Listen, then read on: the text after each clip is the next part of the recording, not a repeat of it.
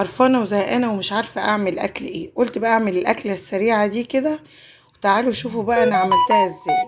جبت كده حله معايا وحطيت فيها شويه من الزيت، وكمان جبت شويه مكرونه اسباجيتي كده، وبدات ان انا احمرها في الزيت زي ما انتم شايفين. هحمرها بقى كده لحد ما تاخد الايه، اللون الذهبي كده، هتبقى جاهزه معايا كده. خلاص بقى هي خدت اللون الذهبي كده، خلاص هنزل عليها بقى بشويه كده من الرز.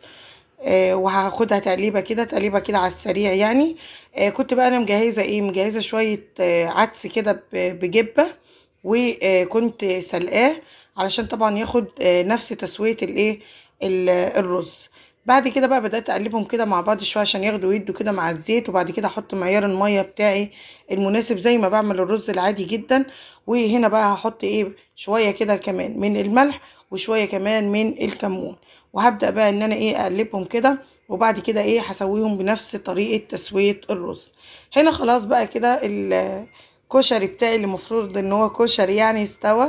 هنا بقى كنت عاملة ايه، محمرة بصل كده زي ما انتم شايفين، ودي صلصة الكشري كده، ومش قادرة اقول لكم الطعم كان عامل ازاي. اكلة سهلة وسريعة واقتصادية.